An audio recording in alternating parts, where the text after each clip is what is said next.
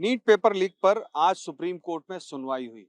NTA और विशेषज्ञ समिति की तरफ से हलफनामा भी दाखिल किया गया, जिसका जिक्र सुप्रीम कोर्ट ने सुनवाई के दौरान किया और शिक्षा मंत्रालय यानी कि केंद्र सरकार से अब जवाब तलब भी कर लिया गया है और 2 जुलाई को इस मामले पर अगली सुनवाई होगी। हमारे साथ बातचीत करने के लिए याचिकाकर्ता के अधिवक्ता सत्यम सिंह जी साथ में हैं। आज सुप्रीम कोर्ट का रुख कड़ा भी दिखा और ये देखने को मिला कि जो हमारी समिति थी, जो उनकी ओर से आदेश किया गया था विशेषज्ञ समिति का, उसकी सिफारिशें आखिर किस स्तर पर लागू हुई, ये जानना चाहती थी कोर्ट। देखिए, वो तो जानना ही चाहती थी, बट मेजर सवाल सर इसमें ये था कि कोर्ट ये जानना चाह रही कि who is the main culprit behind it. उनका कोर्ट का ये कहना है कि आप अकाउंटेबिलिटी तय करिए कि इसमें है कौन। बिल्कुल, जिम्मेदारी तय करने वाली बात की गई। आज राधाकृष्णन खुद अपीयर हुए थे, डॉक्टर राधाकृष्णन कोर्ट के सामने। उन्होंने बोला कि 35 लॉन्ग टर्म रिकमेंडेशन दिया और 60 शॉर्ट टर्म रिकमेंडेशन, जिसमें काफी कुछ तक जो है हद तक जो है उन्होंने रिकमेंडेशन को इम्प्लीमेंट किया और कुछ बच गए हैं। जहां तक रही बात, कोर्ट ने जो दूसरा सबसे बड़ा अहम मुद्दा जो है उन्होंने ऑब्जर्व किया कोर्ट ने कि एडहॉक सिस्टम जो हर इंस्टीट्यूशन में, वो भी एक प्रॉब्लम है। क्योंकि सर सबसे बड़ी प्रॉब्लम ये आती है कि जो उन्होंने बोला कि अगर चार, उन्होंने सीधा एग्जांपल दिया कि अगर हमारे पास 10 रजिस्ट्रार हैं तो अगर वो एडहॉक पे हैं तो चले जाएंगे उनका कोई, लेकिन अगर वो परमानेंट है तो अगर एक रजिस्ट्रार गया तो अपना वो कहीं ना कहीं सेकंड इन पोजीशन जो है, सेकंड इन कमांड को दे के जाएगा। लेकिन एडहॉक सिस्टम में ये प्रॉब्लम है कि ये संभव नहीं हो पाता है। ये एक दूसरा सबसे बड़ा प्रॉब्लम था। तीसरी सबसे बड़ी प्रॉब्लम थी एंड टू एंड इंक्रिप्शन की। लेकिन यहाँ पे एंड टू एंड इंक्रिप्शन की प्रॉब्लम नहीं थी, यहाँ तो पेपर लीक की बात है। तो इसको लेकर के भी जो था, क्योंकि वहां पे ही अकाउंटेबिलिटी की बात तय होती है। और कोर्ट ने जो है 22 लाख बच्चों को ये भी ऑब्जर्व किया कि 22 लाख बच्चों के साथ साथ उनके पेरेंट्स, इमोशंस, फ्यूचर्स जो है इन्वॉल्व होता है, उससे हम डील करते हैं। जिसपे सॉलिसिटर जनरल का भी कहना था कि we are dealing with the youth, so we have to be cautious. And solicitor general ने यहाँ तक भी मेंशन किया कि इस कमेटी को, पर्टिकुलर इस मैटर को जो है अंडर पीएम ऑब्जर्वेशन जो है किया जा रहा है। बहुत सारी चीजों को उन्होंने सिक्योरिटी को देखते हुए और एग्जाम के जो है ट्रांसपेरेंसी को देखते हुए जो है पब्लिक डोमेन में देने से मना किया। बट उन्होंने बोला कि इस जो 21 जून को जो एग्जाम होगा जो है, उसमें कई सारी ऐसे बदलाव जो है इसी एग्जाम पे लिए जाएंगे। सेकेंड जुलाई को उन्होंने मैटर रखा है। लेकिन mean time union of India अपना मैटर फाइल करेगा और इस पे एफिडेविट फाइल करेगा, रिप्लाई करेगा।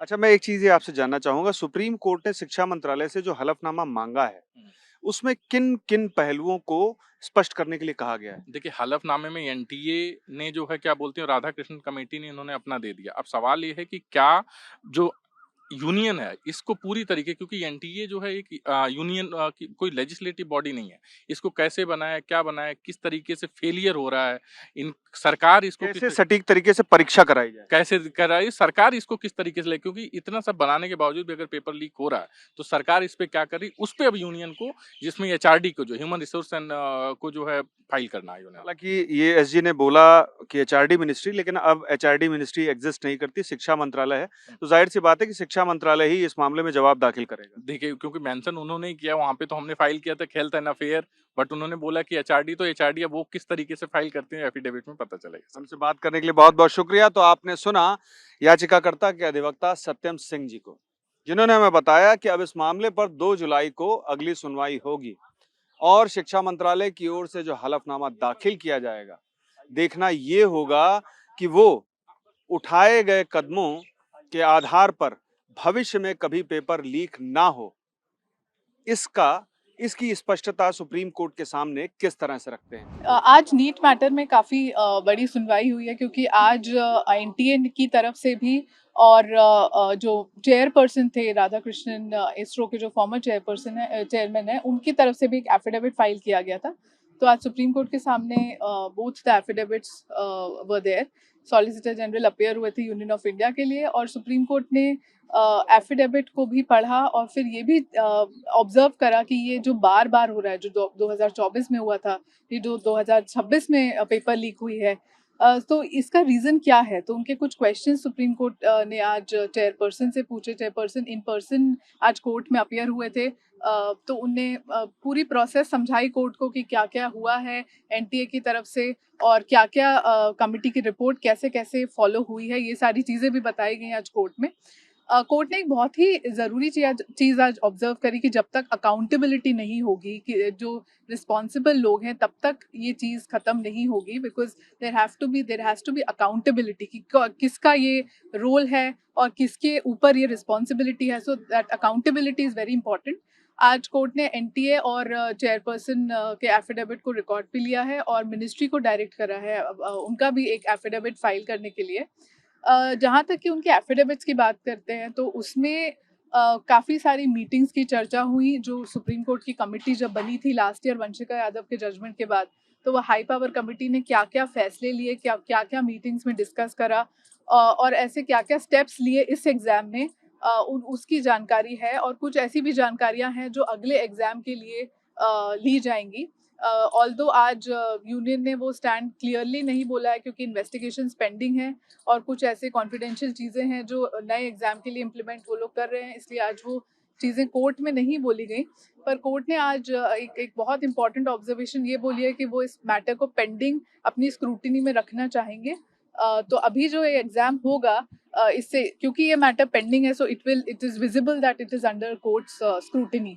तो ये मैटर अब जो नेक्स्ट जुलाई के लिए रखा गया है, पर ये पेंडिंग है, तो कोर्ट इसमें पूरी तरीके से ये सारी चीज़ें जो एफिडेविट्स हैं या इवेंट्स हैं, everything will be under court scrutiny. Solicitor general की तरफ से क्या बताया गया कि कैसे इसकी मॉनिटरिंग हो रही है, क्या हो?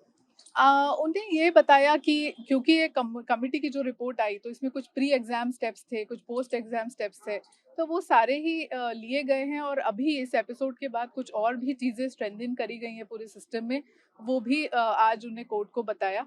पर और हमारा भी ये सबमिशन था कि कुछ ऐसी चीज़ें जो एफिडेविट में कवर्ड नहीं है, जैसे कि प्रिंटिंग के कुछ बहुत बहुत इंपॉर्टेंट स्टेप्स हैं जो कि इसमें नहीं बताए गए हैं कि किस लेवल तक और कैसे वो प्रिंटिंग के प्रोटोकॉल फॉलो करा गया है. ऐसे ही कोरियर सर्विसेज जो कि बहुत इंपॉर्टेंट है, वो कोरियर सर्विसेज क्योंकि अभी जो सीबीआई की रिपोर्ट आई है उसमें दो तीन, although that newspaper investigation is pending, पर न्यूज़पेपर रिपोर्ट के हिसाब से जो लोग आए हैं आगे उसमें से कुछ प्रोफेसर्स भी हैं और कुछ लोग ऐसे हैं कि उनके पास वो एग्जाम पेपर कैसे आया. इसलिए जो कोरियर और प्रिंटिंग मैकेनिज्म है उसको बहुत बहुत स्ट्रॉन्ग रखना है. उसके लिए हमने भी कुछ रिकमेंडेशंस आज कोर्ट को दिए हैं और सॉलिसिटर जनरल ने भी बोला है कि इस बार जो चीज़ें पिछली बार मिस आउट हुई थी उनने अपने सिस्टम को इनेबल करके कुछ और ऐसे स्टेप्स लिए हैं. बट द थिंग इज कि कोर्ट ने इस मैटर को पेंडिंग रखा है अपनी स्क्रूटिनी में. अभी नेक्स्ट एग्जाम तक इस मैटर को पेंडिंग रखा है. आज मैटर सुनवाई पे आया बेंच ऑफ जस्टिस नरसिम्हा और जस्टिस आराधे की. उस समय सॉलिसिटर जनरल साहब अपियर हुए अलोंग विद एएसजी और भी बहुत सारे वकील हुए अपियर हुए. इस मैटर में 2 एफिडेविट फाइल करे गए हैं, एक एनटीए की तरफ से जो कि नेशनल टेस्टिंग एजेंसी है और दूसरा डॉक्टर के राधाकृष्णन कमेटी की तरफ से जिनकी वो हाई पावर्ड कमेटी और मॉनिटरिंग कमेटी है. जो ये नीट की जब पिछली बार हुआ था 2024 के अंदर पेपर लीक, तब ये कमेटी का गठन हुआ था और उस कमेटी ने आए और उन्होंने कोर्ट ने पूछा कि आपने करा क्या है, जबकि 2024 के अंदर आपको डायरेक्शंस दिए गए थे. तो उन्होंने बताया कि 105 रिकमेंडेशन हमने से दी थी और उसमें काफी सारी रिकमेंडेशन इम्प्लीमेंट हो गई, पर फिर भी कुछ गैप है. बेसिकली गैप क्या है, कोर्ट ने उनसे पूछा तो उनको लगा कि कई चीजें, जैसे कि हमारे पास मैन पावर नहीं है. कोर्ट ने पूछा आपके पास कितने लोग हैं, तो उन्होंने कहा कि अमूमन शायद 25 लोग करीब होंगे जो एनटीए के भाग हैं. कोर्ट को ये जानने की सबसे ज्यादा जिज्ञासा थी कि आपने इस मैटर के अंदर क्या आपको कोई इंस्टीट्यूशनलाइज मेमोरी है, मतलब ये कि क्या आप जो करते हैं उसका कहीं लेखा जोखा रहता है ताकि आप अगली बार कोई आए और वो आपको उस चीज का जवाब दे सके कि क्या कंटिन्यूटी रहनी चाहिए, कहाँ पे अकाउंटेबिलिटी होती है. कोर्ट बहुत ही परेशान थी ये जान के कि छोटे बच्चे, अब 17-18 साल के बच्चे हैं जो नीट यूजी का एग्जाम दे रहे हैं, तो सिर्फ एक इंडिविजुअल ही नहीं, पूरा परिवार, पूरा मैं कहूँगी टीचर्स की भी मेहनत लगती है. उसके अंदर कोर्ट परेशान थी. तो कोर्ट सॉलिसिटर साहब ने कहा कि इसमें प्रधानमंत्री जी खुद पर्सनली मॉनिटर कर रहे हैं और हमारा भी यही कहना है कि हमने जो हमारी रिट पिटीशन है जो यूनाइटेड डॉक्टर्स फ्रंट की तरफ से फाइल करी है, हमने बहुत पिन पॉइंट प्रेयर मांगी है कि आप एनटीए को स्टैट्यूटरी बॉडी बनाएं. वो हमने इसलिए कहा है ताकि आप कहीं पे ना कहीं पे आप बता सकें कि अकाउंटेबिलिटी किस पे है, कौन है जो एक इंडिविजुअल है जिसको ये ब्लेम लेना होगा कि साहब सिस्टम में ये फेलियर है. तो रिकमेंडेशंस आ सकती हैं, कई सारी चीजें हो सकती हैं, पर बक जिसे कहते हैं इंग्लिश में, बक हैज टू स्टॉप समवेयर। आपको किसी न किसी को बताना होगा कि कहाँ पे गए। और अपना नाम बताइए। मैं Charu Mathur, advocate supreme court of India.